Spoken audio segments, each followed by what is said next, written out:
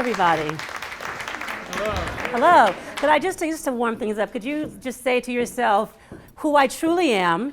Who I truly am. And actually, I should count, yes, and say it to yourself inside and out loud. Who I truly am, is enough.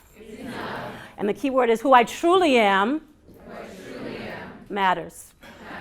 And I submit to you today with my point of disruption that if we're going to create badass, fearless, kick-butt teams, we need to reinvent and reconsider what we're thinking of as diversity. It's known and it's appreciated by many thought leaders that creating teams that are multicultural provide a diversity of thought that results in better solutions. However, the challenge is, even though there's so many visionary leaders around the country going on the record saying, I get it, I got it, I'm committed to my mission statement of my company, to my leadership being one that is harnessed to enhancing innovation and inclusion, even though we see companies spending big bucks, consider some of the dollars being spent for this keyword of diversity. There is a challenge, there's a hitch that belies a question, that shows the question or the challenge that is hidden in this problem of diversity.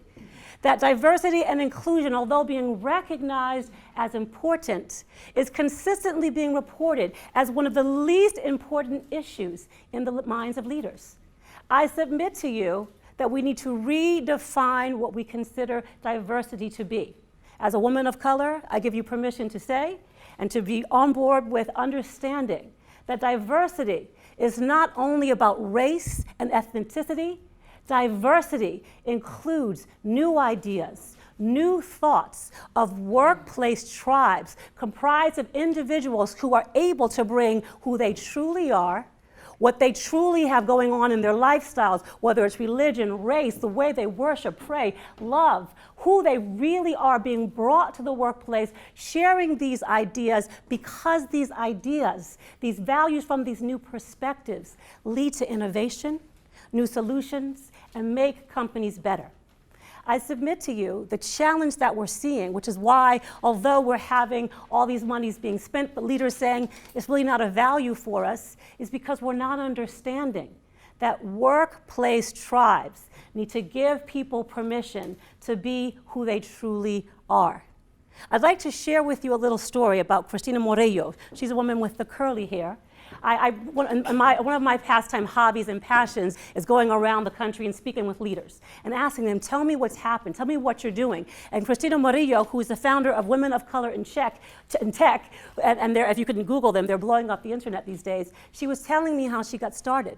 She was telling me that back in the day, she had left her Bronx background, she would take the train, go to her new job in a Fortune 500 tech company, excited to harness and leverage her ideas, her passion. And although she would stay, she would be the last one in the office, the first one there in the morning when it started, she consistently couldn't find a way to work her way up. There'd be meetings she'd hear about, she'd say, well, should I come? And they'd tell her, no, you don't have to. There'd be opportunity for promotion, and yet she was never considered. Until one day her boss told her, you know, I don't know if you like, blow dry your hair out.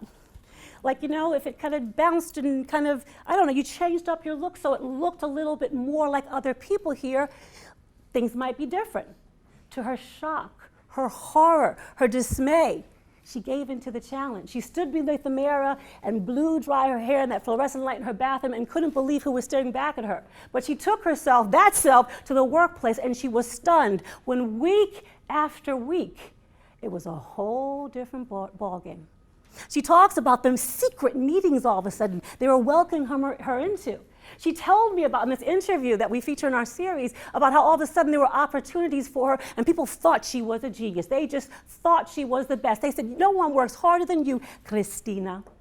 But she was filled with this level of self-loathing, of overwhelm, where it just couldn't go down any longer, where although her paycheck was rising, the cost that it was taking in her soul and her heart led her to quit.